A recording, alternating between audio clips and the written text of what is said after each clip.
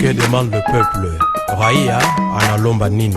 Peuple azosenga nini? Unakuja kufuata wanabatanga kape bazwa kaswe soki babeli. Peuple azosenga nini? Unakuja kufuata wanabatanga kape bazwa kaswe soki babeli. Que demande le peuple?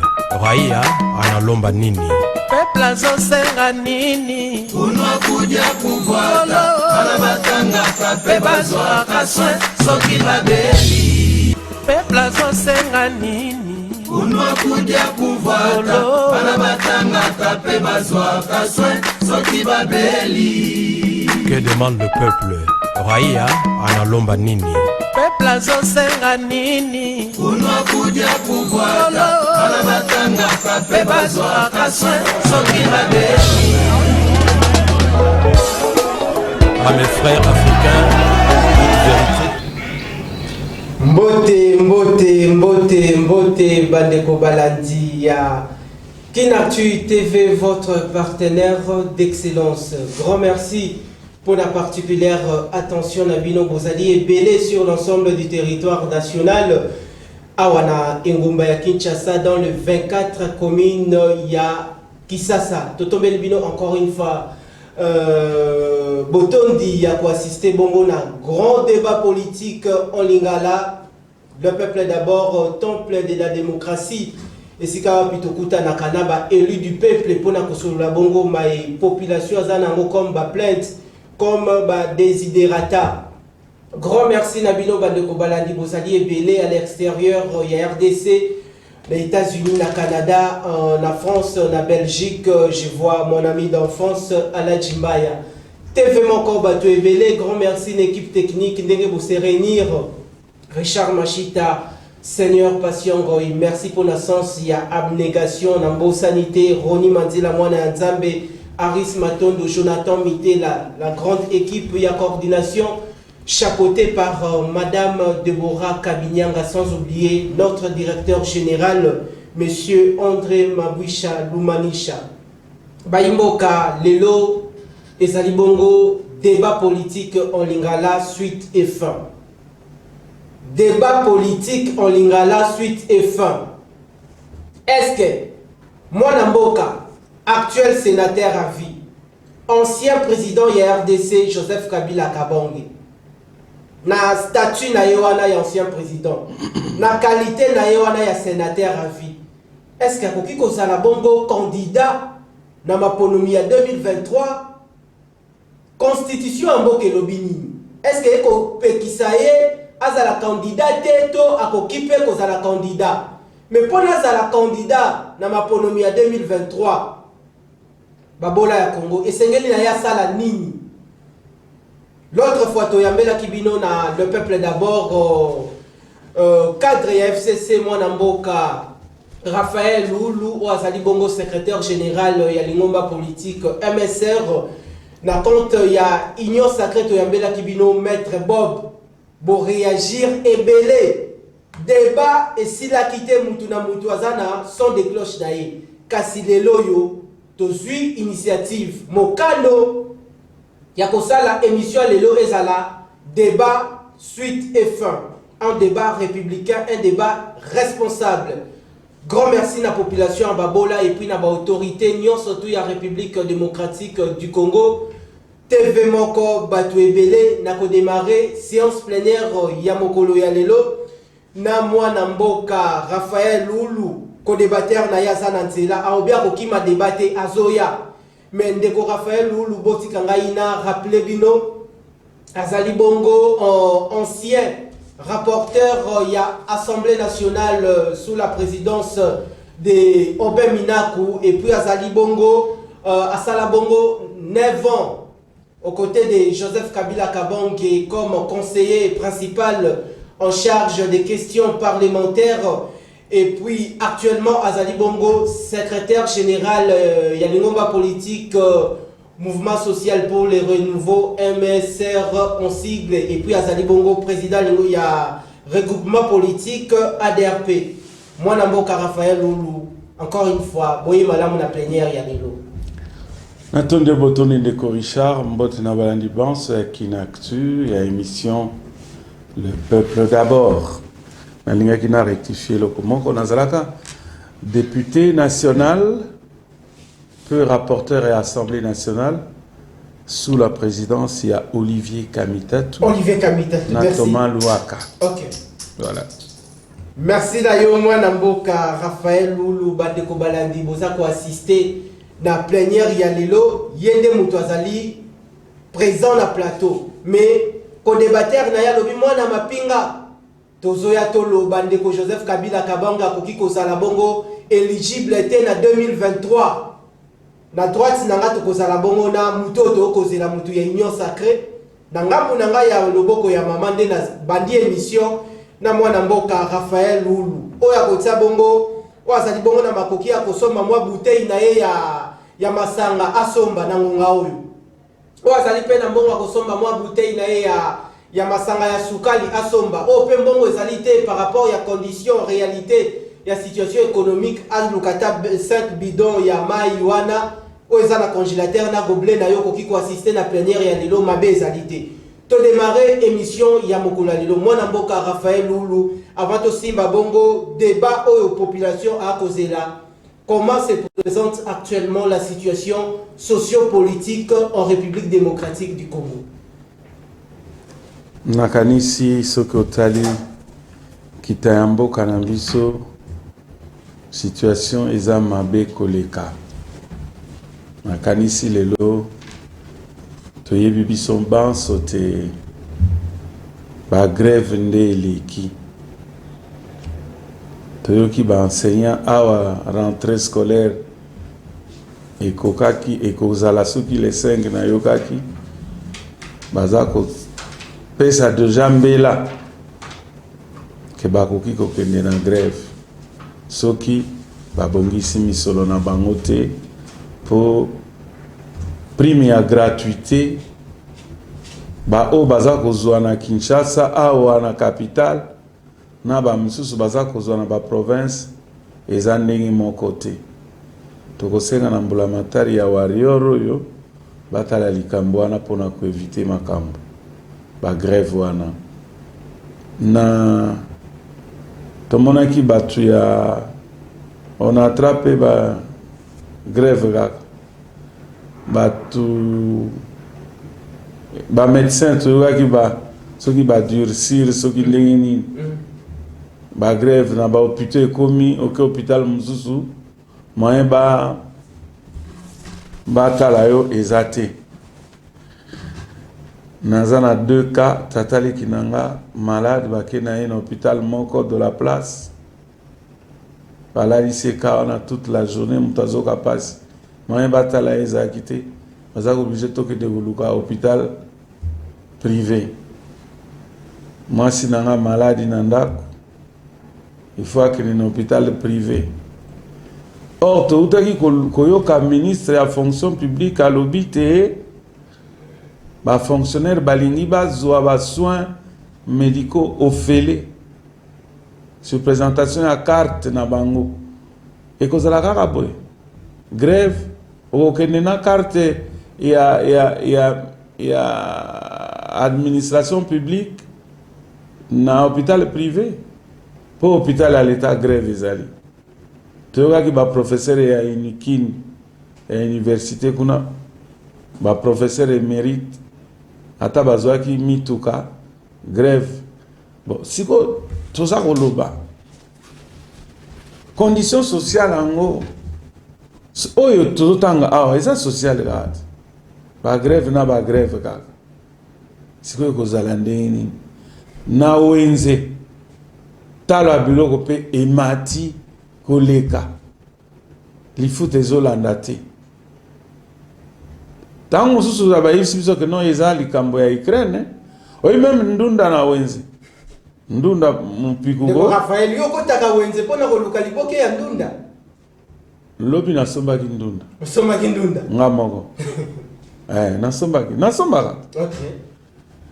mpona uti koyebisa omwasi na aza maladi siko nasala ndeni Yo moko koti wendi. nakendeki nasombi te nasombaki mpe manioko na omwe nazolongwa place navandaka nake kuna na wenze ya siforko kuna ta mosu kuna nde naokomona ya moins cher ezali me nakomi kuna eza kaka bongo nasombi na mopiko ya manioko ya 3000 francs ekomi 5000 ya manioko hein? Donc siko situation sociale oyo tozoloba eza ya nini bato bamona pasi nakokende na babiloko mosusu mpo soki okende na babiloko oyo eutaka soki wapi neti bampiodi oyo mbisi wana ya Thomson tobenga mbolongo wana kutu toloba te mpo soki tolobi wana oyebi guerre ya Ukraine nde esalike me nalobi na ndunda mopiko ya ndunda na mopiko ya manioko kaka na wenze awa na marché ya liberté to na marché ya siforko nyonso wana badiminue mpo kaka Ukraine toyokaki ntango lipa badiminue mpe quantité lipa awa kaka na oyo ya pain victoire oyo ya kanga journée et diminuer oyebi te keza guerre ya Ukraine siko mais guerre ya Ukraine eza ba raison valable to eza lokuta papa ba raison koki kozala valable mais tozozwa yango ekomi prétexte pa na biso mpona nini nauti koyebiso ndunda oyo baza kobimisa na plateau de bateke to na njili brasserie et kiti mopiko diminue ekondi ezaka guerre ya Ukraine non tozala makambo olie toloba makambo minene toloba nanu oyo ya mike ota mosusu bato baza kokanisa te ke batia yango kate situation socio-économique eza mobulu eza mabe mpo mboka ezotambola mabe.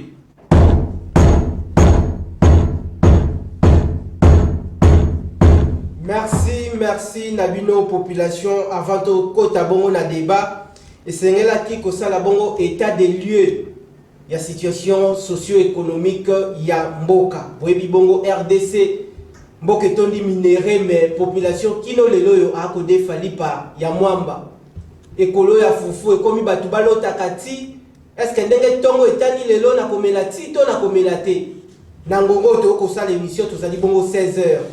Combien de familles ont déjà bazu déjà liboke ya pondo, liboke ya ndunda, bazu kopo ya loso. Merci. Tozali bongo kokota sikoyo na débat. Avant to kota bongo na débat, mwana mboka Raphaël Lulu, meka mpe ko betela babola o ba kota la biso ndeko Joseph Kabila Kabange, asa il reste tout silencieux azolobate mais azala kabongo imprévisible. État de santé na ye leloyo ezali boni. État de santé à Joseph Kabila eza malamu kitoko mingi. Azana e calme aza kolia ndunda pe pondu kuna na kingakati. Donc azana e calme. Azana e calme na lidusu oyo bandeko ya Union Sacrée ba koloba bino botikeli bango mboka lokola lipa ya foko. Bobi bango baza ko hériter makambo ya mabe ondeko Kabila tiki comme bilan. Oyebi bandeko ya Union Sacrée bazalaka pe na honnêteté ya koloba te bazokoka na bango musala te. Bazokoka musala te po 4 ans bokozala kaka na prétexte batikeli mboka bo Kabila bo yango biso na FCC tozobenga lisu Kabila autorité morale te. Azande autorité de référence pour Union Sacrée pas ko se référer na ye. Ba komi ko se référer na ye. Ko se référer na Kabila. Yo le kite ke bato ya Union Sacrée ba musu ba ko muluka ba kuta na Joseph Kabila. Baso wane. Tanga ba kombo. Bazebele. Ba Franck Diongo. Franck Diongo déjà c'est désolidariser na Union Sacrée za la biso te. Ezakanda po azwa biloko azao kulukozela azwa na régime ya Union Sacrée azwina nte. Meti nini ndeko Franck Diongo abandai ko zele pa ndeko Félix. Bongo bango nyonso bakenda kuna bakani ka ba poste na mbongo. Ndeko oyo bache ape manano na prison oyo ndeko Jean-Marc Kabunda. Yaki na eka ko pema na prison. Balobaki ape mananda ko babite so opemi na ndako ma fo bato bakotimbela te eza cop na biso pema kaka na prison kuna ye pe azoluka kutana olie bapemisi na ndako eza cop esalemi bapemisi ye na prison mais eza cop yo nalobi bango moko nde bapronaka état de droit. Jean-Marc Kabunda aza député toté aza député osomona wapi bakangi député sans qu'on leve ba immunité parlementaire oyokaki ba lever ba immunité parlementaire Jean-Marc Kabunda te yoyoki bato baza koloba pona ko lever immunité parlementaire na ye te eza cop na bango.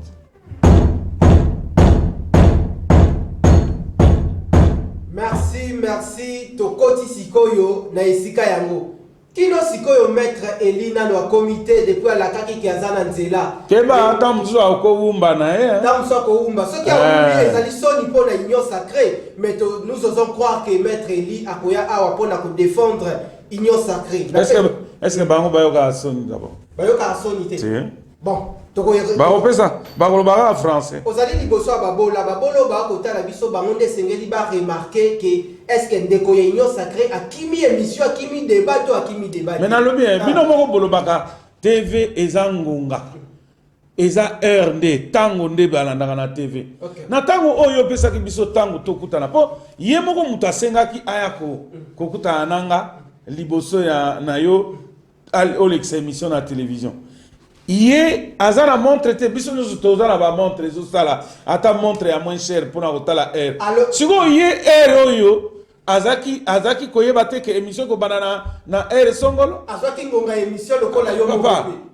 Tolobango état de droit est un respect ata ya ba règle élémentaire ya vie. So ba bengi yo ba invité yo na 15h30. Oya koya na ba 16h30 oloba opesa ba raison à lokuta koloba o prétexte transport biso noso soko yebi ke ba benga ko na 15h30 ova na soko ondimaki yakata na ngonga malamu to banda émission siko tozo sa neni tozela kaka ye tozela kaka ou bien awsala style na bango na frère na bango Kagame na Rwanda poso ki ba bengi bango na Angola ya yeta tikali mususwana baba na koloba kuna basola bango moko nde alinga sala biso boy soka solo et soki ezaka bongo tokopata e polele bokopata e polele bongo débat alors ndeko Raphaël Lozali liboso ya population ya babola tokolobele la candidature il y a Joseph Kabila Kabange en 2023 okokota nde okofanda beaucoup plus na constitution de la République. Bisika nini ndeko Kabila Kabange parce que oza débat ya suite et fin. Bisika nini ekomami ke ndeko Joseph Kabila Kabange yakoki kozala éligible na 2023. Ndeko ozala ki na l'autre fois obi Kabila zali bongo na situation moko exceptionnelle azali lokola ba citoyen congolais nyonso touté démontrer population. Oyebi ndeko Richard yo moko osomona uta tobandi débat ya likambo oyo bandeko ndenge nini baza kochangeaka bato bamosusu mpe baza kokima kaka bayaka te kodémontre awa kolakisa ngai nasenga bango kaka eloko moko balobaka Joseph Kabila okozonga te eza malamu soki azongi te to soki akoki kozonga te bolakisa yango na mobeko likonzi esika nini yango oyo esika nini na mobeko likonzi elobami te akozonga te soki bolakisi biso place ekomami tokovanda na biso nye me na ntango oyo bolakisi biso te botika koloba makambo ya lokuta mpo bino boza kobanga candidature à Joseph Kabila. Kabila sila nani akobanga yeni muta sila nde bazolu kabanga na Kabila kabanga sila moto za lisusu autorité de référence kaka balandia na changu ndebele lobo ko beta tolo mama papa pona ni yo monaki na kitambo te kaka penda mbukaka elongwe changu comme isu kitambo yo monaki na kitambo te kitambo ni miso ele kanaki kuna vraiment ngana koloba te po koloba o ngande pona zana nga muta Kabila pona za ko soutenir Kabila nde na lobby na kitambo bato ya kitambo bamonaki na rond point na kitambo magasin ndenge makambo elekaki. Joseph Kabila oyebi attendez ndeko Richard tozana yo a to sala émission. OK. Soki aye par exemple na se wana aleki kaka. Et ça la nuit. Bato ebele na bureau na bino na chaîne na bino bakokita po bakende komona. Bo soki ndeko Félix Antoine Tshisekedi Tshilombo alekani. Bato akotanga. Bato akotanga ka. Wana za ya solo kolo. Mais ya solo te na kitambo ezalaki ka ndenge wana. Bato akotanga na actuel président de la na kitambo ezalaki ndenge wana nga tala nga na boyi te ndeko Félix Tshisekedi aza président de la République nga na boyi te po eza ndenge wana mais yo tuninga soki Kabila aleki na Félix aleki nga na soki Kabila aleki na chaîne na bino yo batu mingi bakokita bakende kotala otuninga siko soki ndeko Félix aleki yaza président de la République nga na biso batu pe bakokita me yaye kozala ya kotanga. Pourquoi ya kotanga? Po eza ndenge wana te pona nini ezalaki ndenge wana na ntango pona nini ezalaki na kitambo bongo awa soki eleki ndenge wana pona nini ezaka population nde koyeba population nga na koyeba ndenge nini parce que Kabila lelo oyebi ndeko Richard ata soki toboyi koloba nga na loba na bato Kabila botika na bino komikosa akoma populaire mwana mobali wana liboso azalaka populaire te mais lelo alekina azalaka populaire akomi plus populaire que na 2018. Pourquoi?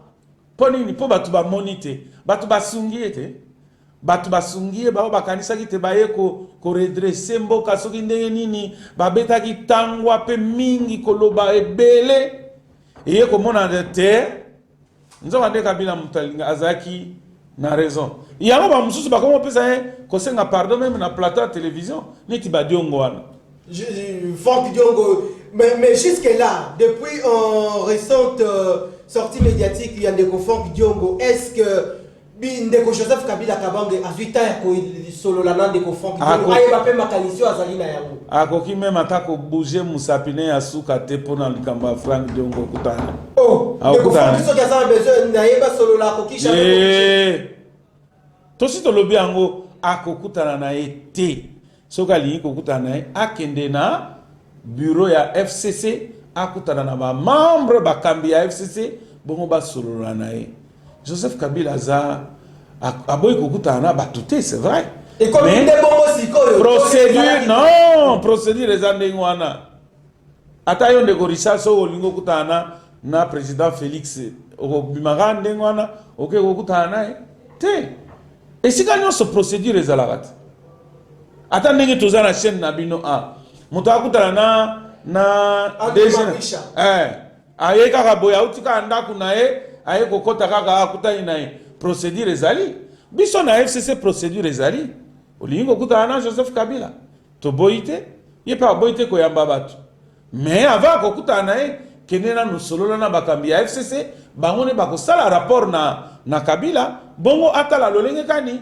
te mokolo nini na ngonga nini akutana na yo kaka olamuki boye po olati veste na cravate osali point de presse olobi te okende okutana na ye biso pe tobangi tolobi kende okutana na ye te eza bongo te. Merci na yo ndeko Raphaël Loulou parce que tozali bongo pour avancer il faut démontrer bon pour démontrer likambo ya ngana lobaka na oti kotuna awa soki komami na mobeko likonzi esika nini bandeko balakisa biso po toyoka kaka Kabila kozonga te akoki kozonga te démontrer batuke komami te et puis démontrer batuke komami ki akoki kozala éligible kozonga yango condition d'éligibilité ezali na article 72 d'abord avant tokoma na article 72 tozana na titre 2 il y a de droits humains liberté fondamentale et de devoirs du citoyen et de l'État eli kolobanini na article 11 eli kolobate Joseph Kabila en tant que citoyen aza na ba droit na ye aza pe na ba devoir na ye ndenge moko na biso banso eza te ya koloba non aza exceptionnel aza na non en tant que citoyen aza na ba droit na ye na ba droit wana sans statut na ye ancien président na ya sénateur azala na statut azala na statut te azana ba droit lokwa azana ba droit lokola mutu nyonso lokola ba bolo ba kotala neti nini okay droit ya kokoma éligible elingi koloba te droit ya koposer candidature azala pe candidat droit wana eza ya ye azala sénateur azala député azala mutu pamba azala ancien président de la république droit na mutu akoki kolongole yango te azana yango siko soki totali na mobeko likonzi article 72 article 72 nde epesi bacondition malamu kuna na lopoto nga kamwe ndenge nini bandeko ya union sacré bawumbaka kaka article 72 ya constitution elobi nul natangi yango mpo ekomami na français facile nul ne peut être candidat à l'élection du président de la République s'il ne remplit pas les conditions ci-après. Quelles sont ces conditions? Ba condition yango yo. Awa de ba condition d'éligibilité. Soki mutalingi ko comme candidat président de la République. Ba condition yango eza nini? Population bo fungola matoi sikoyo esika yango esika mama na likambo ya débat ezali boyo ka ba condition. Condition à liboso. Posséder la nationalité congolaise d'origine. La nationalité congolaise d'origine. Condition à mi-balé. Être âgé de 30 ans au moins. C'est-à-dire qu'il y a un candidat qui a 30 ans au moins. Koleka. Troisième condition, jouir de la plénitude de ses droits civils et politiques. Mais on a aussi koloba. Ozana ba droit na yo civil et politique. Kuna na kati droit ya kozala candidat ezali. Quatrième condition, ne pas se trouver dans un des cas d'exclusion prévus par la loi électorale. Loi électorale ango et puis si ba condition kaka oyo. À part 4 conditions oyo. Exacte, cinquième condition exacte kaka 4. Si ko ba neko ya union sacrée oyo balobaka te Joseph Kabila koki ko zonga te. Condition wana oyo balobaka koki ko zonga te euti wapi bakoma yango wapi eloko nga nasengaka bango mikolo nyonso balakisa biso balakisa pe batelespectateur na constitution condition oyo elobi te Joseph Kabila po azalaki président de la République ya kala po azali sénateur à vie po azali susu na bokonzi te akoki kozonga te comme candidat na présidence de la République condition wana ekomama wapi exacte tant mususu to retrouver 4 conditions où tu kotanga yango mais tant mususu bande ko pe union sacré ba koki kozana 5e na 6e condition siko 5e lo ba baza na constitution na bango mususu baza na constitution mususu non ba se référer na oyambo constitution yango yo tozaka na moko pona ba congolais banso oyo ya kati ya Congo na ba o bazali banda na uti kotanga muninga no moko za na France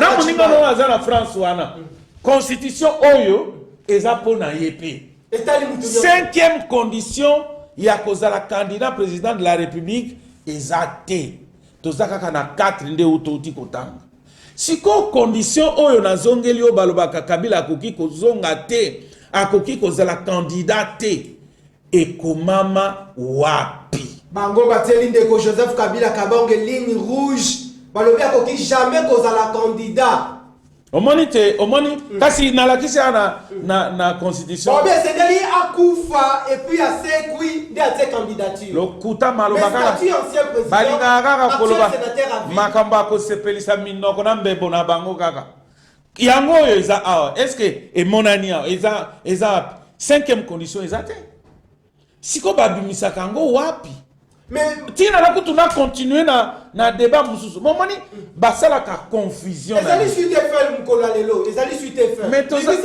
déjà lokola bango moko bazoya te ba changer utato banda débat oyo ba changer kaka bato bayaka na yoka jumoko lobaka ba constitutionnaliste na bato ba droit na yebisaka ba oyo nyonso baza ba constitutionnaliste na ba professeur ya droit na ba nini na ba élève na bango na ba assistant na bango na ba avocat na bango baya osomona ata professeur Mbata osomona bango baye ata professeur Mbata soki baza wapi to ndeko oyo tozalaki na ye awa napesi ye mbote ndeko bob napesi ye mbote ata ndenge oke kopema osozwaki ya yo verité vanda sui bisika ozali avocate ayaki awa alobi français na lingala asangisi ademontraki alobi français na lingala asangisi asangisi est-ce que abimisaki 5e condition eza te tokofuye constitution eza te confusion basalaka eza nini tika yo lobi eza suite fin tika nasisaka lelo po bango bapesinga occasion ya kosilisa mais ngape nazomona article 104 on dirait molili moko eza wana molili eza te tokokoma na article 104 oyo évoqué basalaka confusion na cas ya éligibilité to condition d'éligibilité na exercice ya mandat. Tu peux expliquer les deux concepts. Voilà. Voilà. Éligibilité to inéligibilité ezande koloba lolenge kani to ba condition nini mutakoki kozala candidat po ba ponaye to lolenge kani bakoki koboya azala candidat. OK. Nde ba condition oyo eza résumé awa na ba condition mine na article 72 ya constitution. Tozongeli tolobite 5e condition ezate. Tos condition moko oyo lobite ancien président de la République a devenu sénateur à vie akoki kozala candidat lisusu te ekomami pe te ezate. Alors, yango na lobi ezala batu ya ba droit na bango e. Ezala ba constitutionnaliste o na ba professeur na ba avocat na ba nini bango nyonso mutu moko te aza na 5e mais il y a des constitutionnalistes ya baoba bati kaka batu baloba kaka yo koloba ki constitutionnaliste yango constitution yango tozotanga biso ngo français azo yokana ata na mwana 3e primaire okoya kotangisa okotangisa biso nini vomio sala mokili na ata soki ozana constitutionnaliste professeur université okoya kokela constitution na yo awa ezate bimisa na bakonfondaka condition ya éligibilité wana to ya kozala candidat na exercice ya mandat. Exercice ya mandat siko bisika tokomi. Panza ba vérité bisika exercice ya mandat. Avant to kende kuna article 104 na alinéa 7. OK. Elobi boy. Les anciens présidents de la République élus sont des droits sénateurs à vie. Eli kolobaneti Joseph Mokonzi Nabiso Joseph Kabila Kabang, autorité de référence. Autorité de référence. Oui, Azalaka président de la République élu, Asalaka mandat na ye mibale. Est-ce que Babo la peut pas consommer comme wana bo mami qui est facilement? Mais natango batunyosu bakumika ko zongela kaka Joseph Kabila kotanga. Naba o bazana na pouvoir, naba o bazana régime oyo ya Chilejelu, oyo ya Union Sacrée. Régime Chilejelu mwana mboka, régime Chilejelu sur quoi? Régime Union Sacrée. Chilejelu za ba projet o ba ko initier pour l'intérêt ya ka César ya Union Sacrée. Mais ça na so baka ndenge moko. Soko bengi Union Sacrée mabe il faut ka ko ta Chilejelu. Bon, ata Union Sacrée, ngana boité, Union Sacrée. OK, pour ça. Bon. Bango moko pe bakomi kaka ko Kabila. Baza ko se référer kaka na ye. Yango tolobi autorité morale alongwe na étape wana ki autorité morale po lelo mona batu mususu pe bakomi ko kela ba parti na bango. Même batu yango moko ya Union Sacrée. Ba mususu bakomi ko kela ba parti politique na bango mususu. Neti nani akeli. Oyoki te ministre ya enseignement supérieur universitaire. Sazaki na parti politique mususu. Tango baponaki na ndeko moindo akeli parti na ye akomi autorité morale. Bon vraiment to komata autorité morale Joseph Kabila autorité morale to tiepe autorité morale te yepe a créé parti yepe Kabila autorité morale ye wana kuna pe autorité morale te netolobi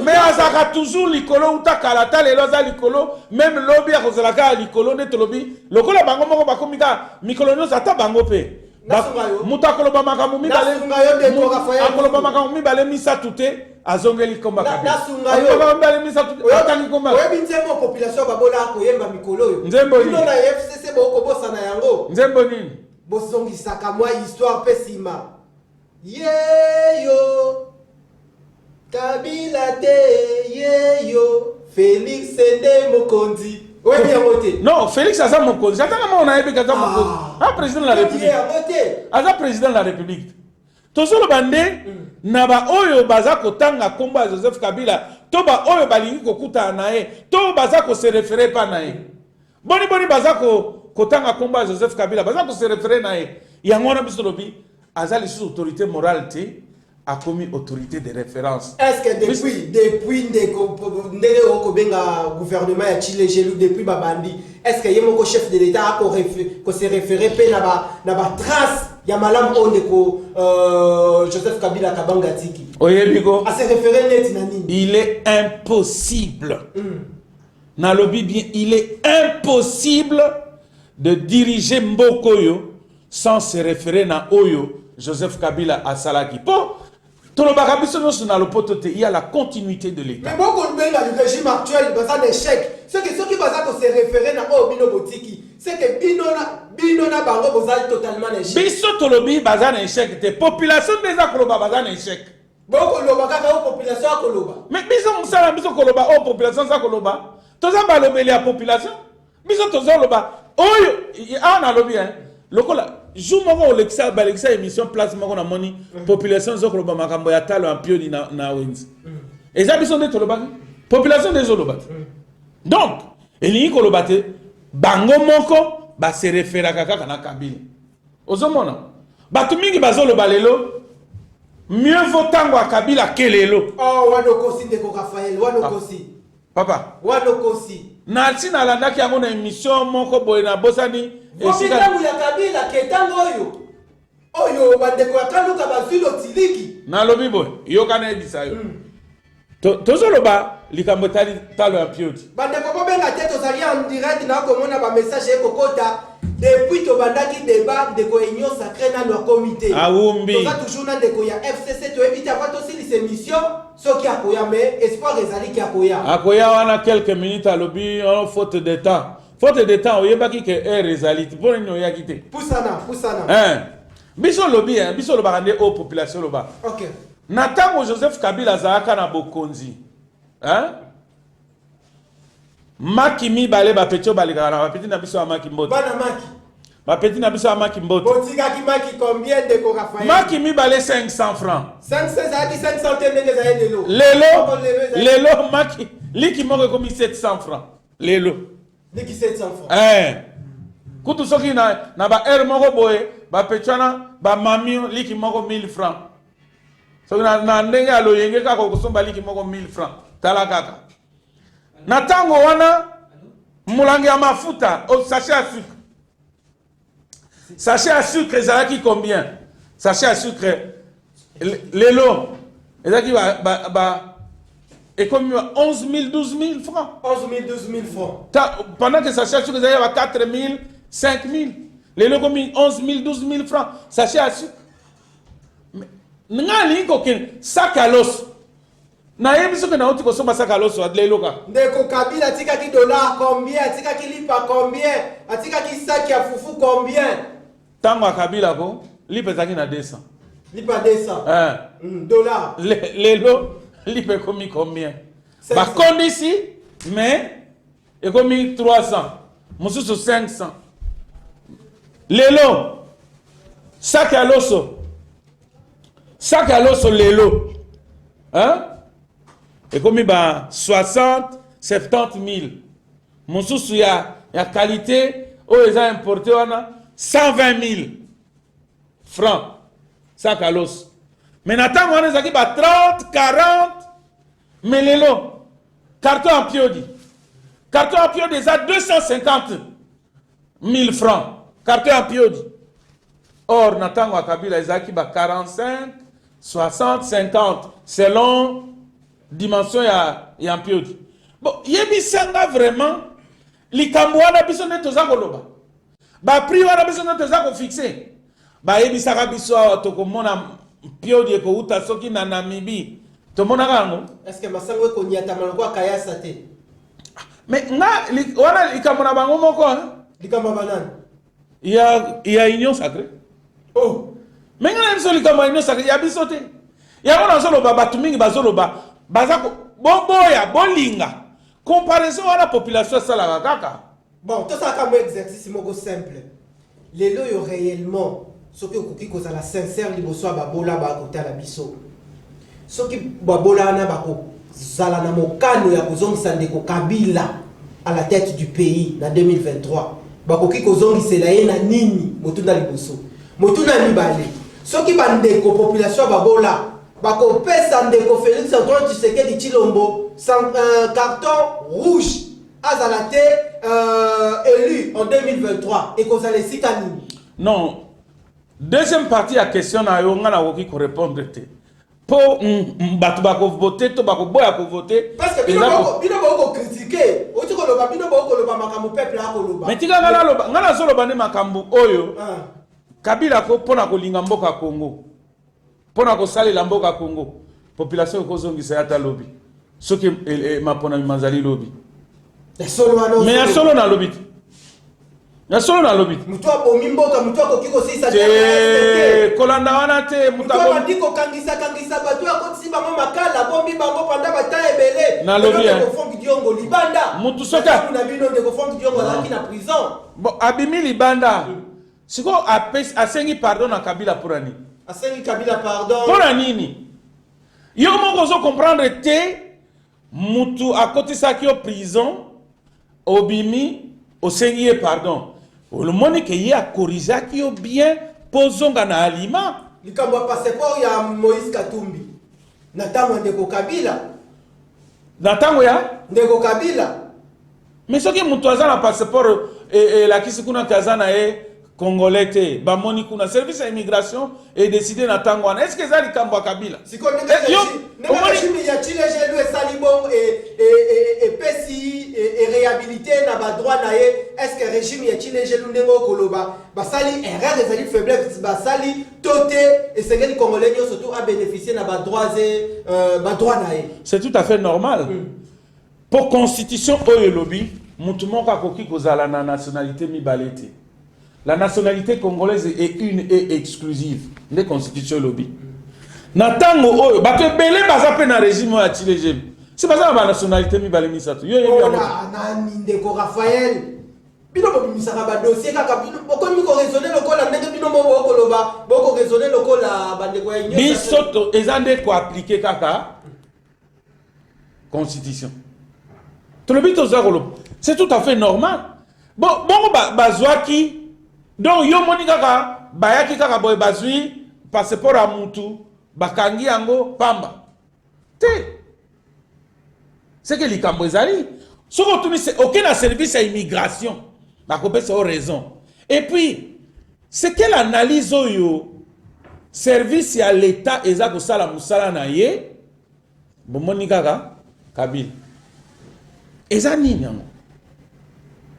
Moi je demande toujours c'est quelle analyse donc service à l'état et que ça la musala nae kaka Kabila ba mutasali mbeba nae ba omoni période moko izalaka nego moko bakangie na ka viol wana na nyangwana na ebite kotanga kombo na ye politicien azaka congolais OK bakangie na ka viol oh eza affaire politique viol est comme une politique.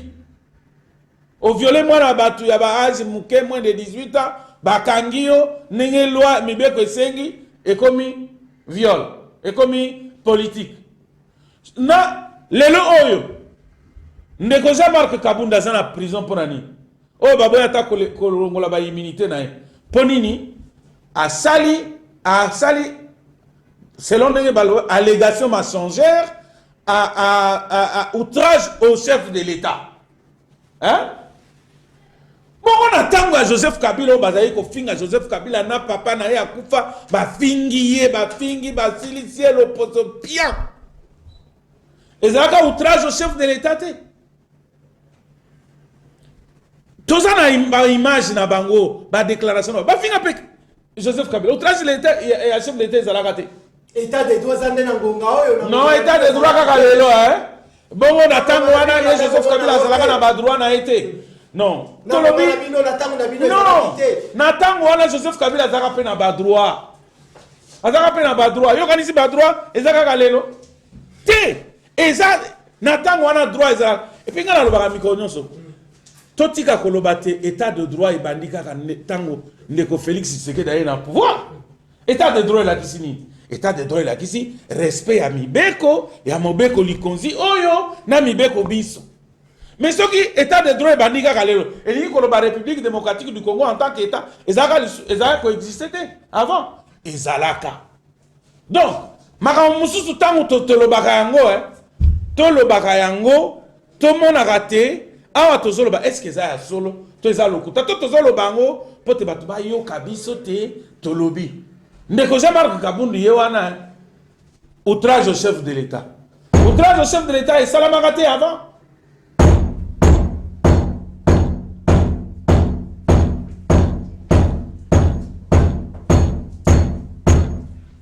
Marteau nanga kitoko. Eleki marteau ya ndeko Bati. Oh, marteau ya peuple, population babola. Eleki ya Mboso. Marteau nanga kitoko eleki ya ndeko Bati lukwe bona ndeko Christophe Mboso Kodia. Na pesi bino mbote. Ah, tozali na temple de la démocratie, parlement populaire. Parlement ya babola. Toko lobela lo pasi o population akomona na lotiliki. Na kolia. Tala mama ako sala mwa makusa na ye komi. Adefaka na mungwa. Kende pa ma Christelle atili la biso mungwa.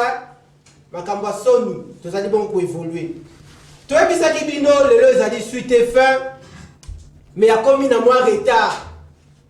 Na éviter ce qui a karama ki likolo na embouteillage to wapi. A komi na retard. Lelo ezala ki suite et fin. To éviter ce qui te prolonger avant le mercredi. To éviter. Na yambeli bino en exclusivité na compte ya Union Sacrée. Azalipe président et ngomba politique nae à se présenter liboso na bino. Boye malam mwana mboka maître Béni. Merci beaucoup mwana mboka. Bo limbi simuke na ba téléspectateurs na biso pour moi retard dû embouteillage exactement ma casse. Biso to kanisa ko kima débat. Te lo kima point nini yazali kulutu. Hein? Tozoya pona lokuma bana Congo to kabola makanisi. Il y a lobby na détruire, na lobby à détruire. Peuple nda ko juger.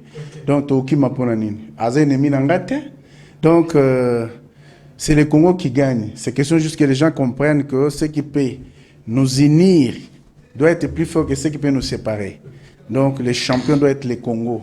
Donc dans l'épicentre de l'action politique, il y a Baimboka et c'est tout privilégié Congo. Donc ceux qui mutu azaro s'écarter na ligne de conduite wana nde frappe kozwaye. Nde frappe kozwaye. Voilà. Alors avant to simba bongo la grande question oyo to bandaki de yako solola nande ko Raphaël Loulou lelo yo comment se porte le chef de l'État, l'Union Sacrée et puis état des droits o ezali bongo makanisi ya malamu.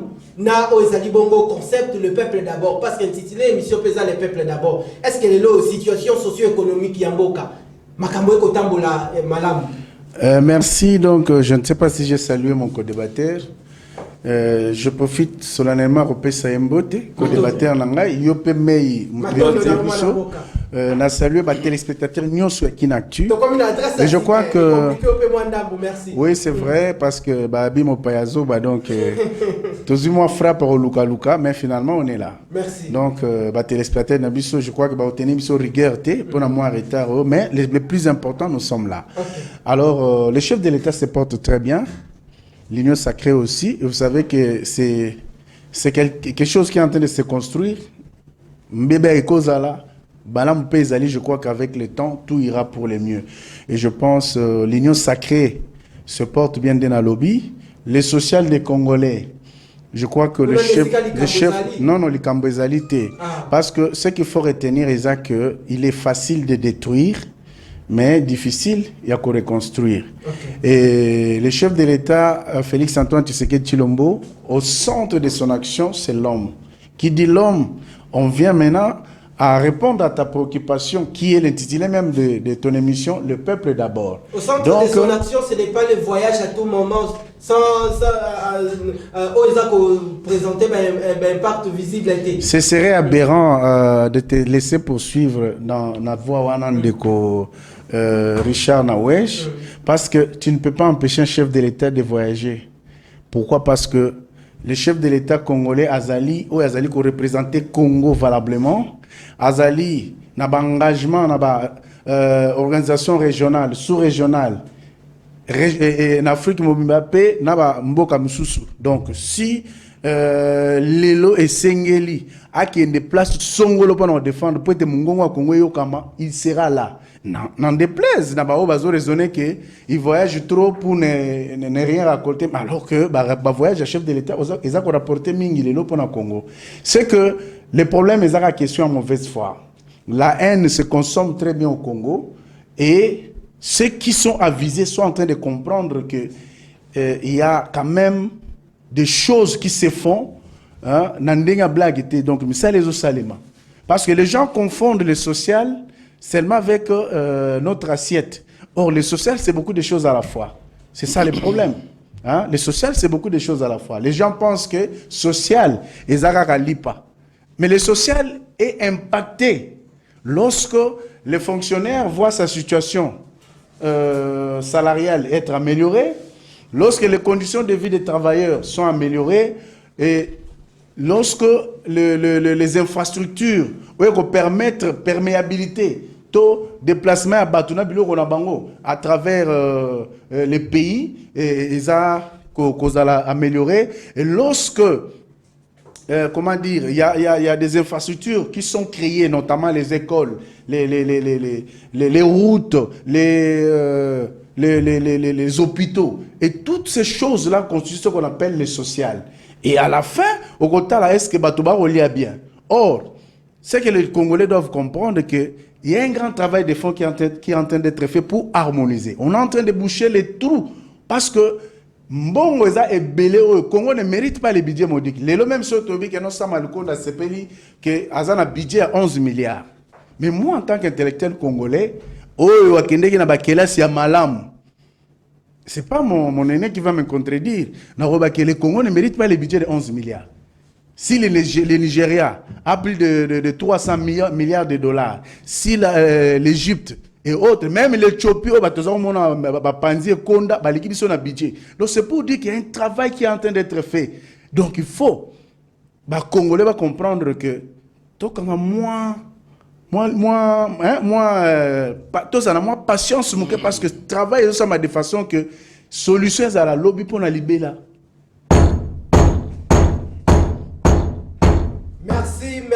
Merci, Maître Aoutiko s'excuser. Naebike n'a pas parole d'honneur dans le bango après émission. Parce que c'est là qui va banda bongo émission ensemble. Pour ba armes lourdes de Betami Awa na debi émission, ba missile de longue portée, ba missile balistique Betami Awa. Alors, Maître Eli, babola baotal. Okoki o démontrer biso bisikani ni komami na constitution que Joseph Kabila Kabange na statut nae ancien président de RDC et puis actuel sénateur à vie qui a coquille aux éligibilité en 2023. Ah mais c'est une bonne question que tu poses là, malheureusement. Nazoya Mbango, constitution na Mutuka. Je crois que mandat, il est clairement mentionné dans notre constitution que les mandats du chef de l'État est allé de 5 ans une fois renouvelable. Et l'article 104, je crois que c'est l'article 70, hein, si j'ai bonne mémoire. Et l'article 104 Nabiso est ici clairement que donc na Soukanango est ici que chef de l'État nyonso ya kala oyamboka Nabiso azali de droit sénateur à vie. Ça veut dire quoi des droits? C'est-à-dire ezala Félix Silelo. Parce que Ndeko Kabila azalaki président Nabiso ya kala et Rassisi azali lelo o bazo benga sénateur à vie. Donc ça veut dire que il est de droit sénateur à vie. Ezali titre honorifique. Atikali na yango libella. Moutoir Robetelo Lusolo Teke, à ce titre-là, Azali na mandat na parlement, parce que Bimbo Kanabiso, moyen film, trop.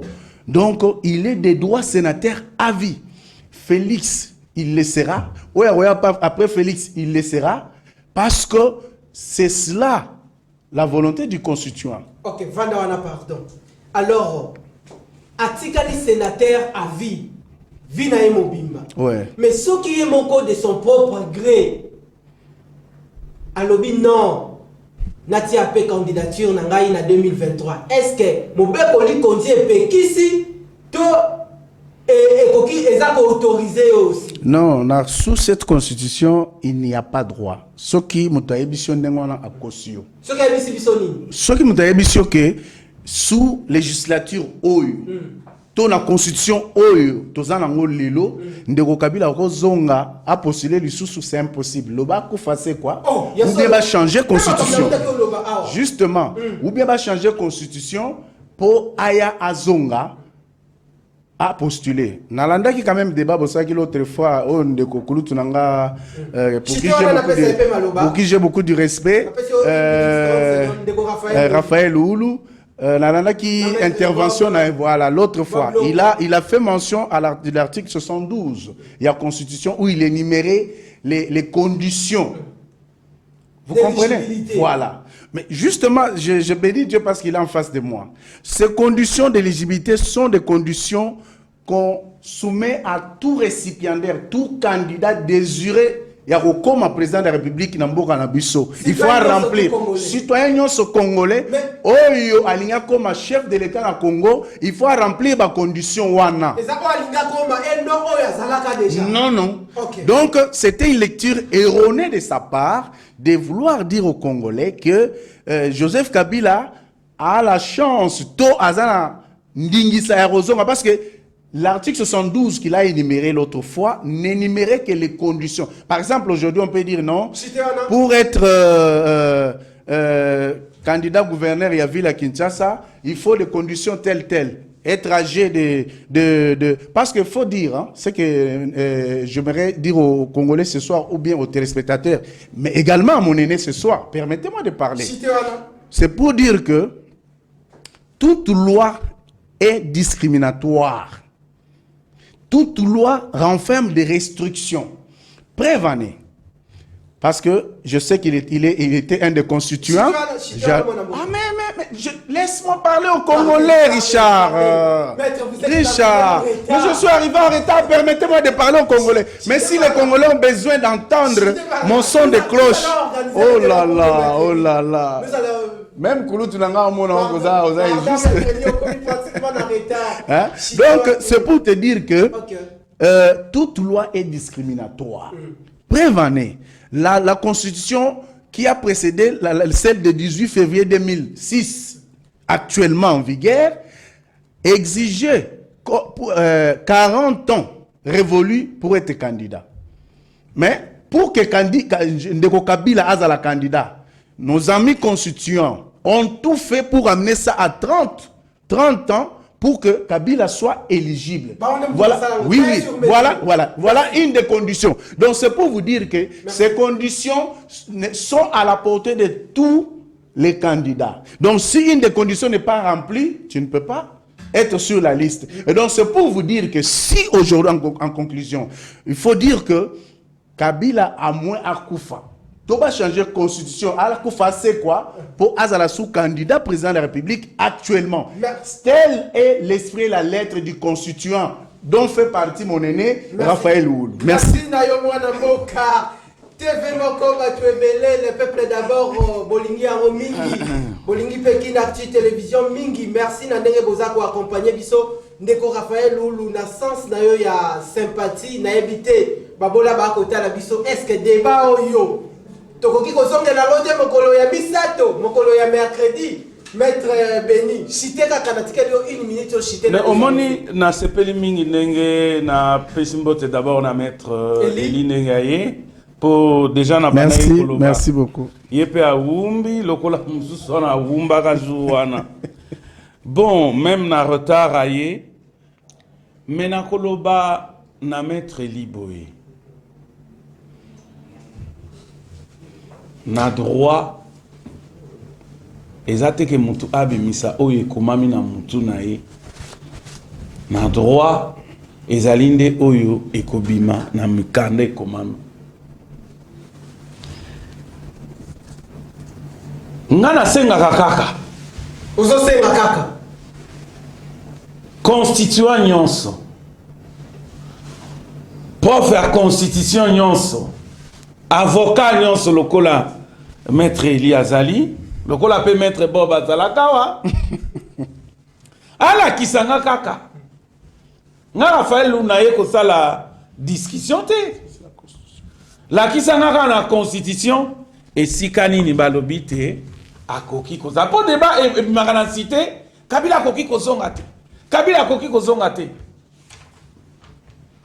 Maître alobi ba condition d'éligibilité na article 72 na oti koloba na yo awa tango ya zalakati azalaki te na obi 5e condition ezate ezaka ka 4 toza pe ko interpréter te ko tanga kaka oyo ekomami esili soki batangeli nga ta maître Eli lokola ye wana atangeli nga kaka que président élu ancien président élu devenu sénateur à vie akoki kozala candidat te papa kaka awa nakangi munoko mais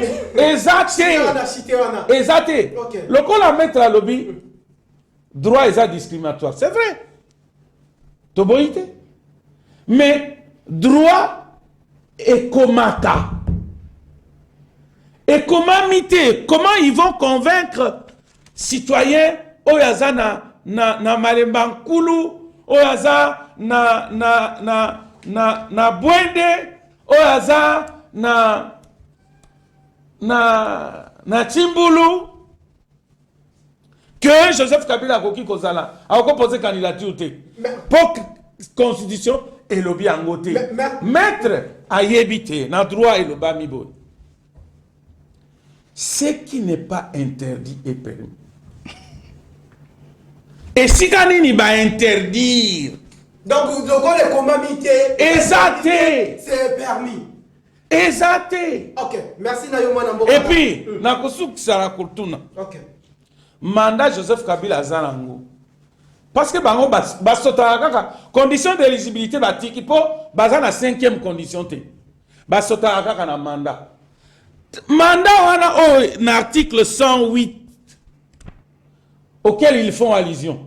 L'article 108 104 ans, alinéa 7 et lobby, les anciens présidents deviennent sénateurs à vie. Oui, ça je connais. Mais l'alinéa 3 et lobby pour maître Eli. Je vous en prie. Tout mandat impératif est nul. Tout mandat impératif est nul. Article 108. Ce qui mutaza na mandat mibale à côté na cas d'incompatibilité. Et c'est là ici qu'on wana kosala nini. Kosala nini. Chite wana. Ne wana balobi il faut à salanini en dehors 8 jours à Pona. Oya koki kosala. Mais d'abord à sa posa qui candidature. Oyo ya ko poser candidature, je suis heureux parce qu'il n'y a pas un endroit condition moko oyo et interdire yé kozala candidat ngana lobaka toujours. Merci Ndeko. Bandeko union sacrée. Bandeko union sacrée ba yebate. Joseph Kabila a kozala candidat te kaka soki yé moko aboyi. Merci. Soki famille biologique na eboyi, soki famille politique na eboyi. Pour Mukanda, mon côté texte, mon côté constitution, mon côté loi, mon côté épéquissier. Merci Ndeko Raphaël Loulou, vraiment tous autres à disponibilité. Nabino pour Natosi Lisa débat mon collègue mercredi. Une petite précision, il y a sous oui, journal. Ndeko Kulutunanga Raphaël Loulou lobby article les alités. Mais article les alités. Mais toi, tu as soif. Je vais lui donner l'article 70. Tu as sa lecture à l'article 70. Article 70, c'est le bibouille. Le président de la République est élu au suffrage universel direct pour un mandat de 5 ans renouvelable une seule fois. Interprétons. Vous comprenez? Éligible pour un mandat de 5 ans renouvelable une seule fois. Parce que lui cherche une disposition. En voilà une.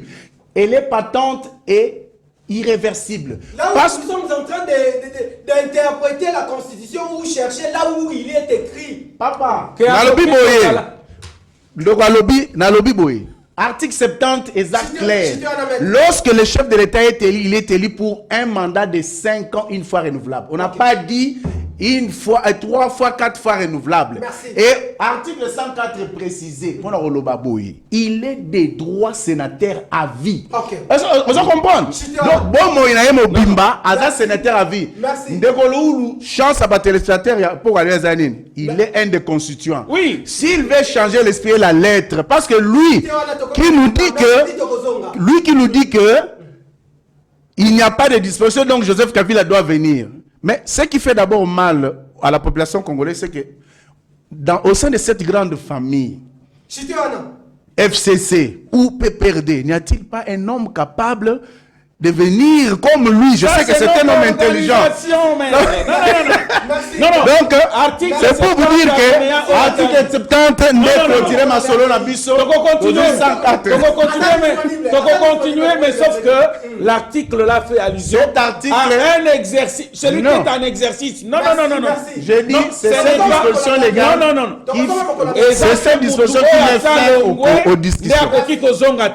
En exercice, c'est-à-dire Joseph Kabila a Koufa, a c'est quoi, pas à la candidat. Non. Ça, c'est une lecture intentionnelle. Article 70 et Lobina, il y a exercice. Et non après. Il y a ça si mandat. Donc il faut Koufa, c'est quoi. Non. Grand merci à la population. Vous allez qui est bénévole pour assister à la séance plénière. Bandimi, Mokola mercredi, Bakoya attend. Pour la tosilisa débat. Merci Nayo Mwanamboka Raphaël. Non, Koya attend. Hier, ça n'est maître Elia. Non, ça les faut encore. Non, ça là. Lelo, Tobi Makaka au monde à moins exact. Merci Nabino Tokutani Nambala. On sera obligé de tomber dans le monde d'âme. Grand merci à Madame Deborah Kabinian et puis Mwanamboka André, Maboucha Lumalisha, Nabosanité Ndeko Joseph Mutungi. Sans oublier la grande famille qui n'a reçu télévision. Maintenant, Nabil Maître Yangoyo. Merci. Vous avez une émission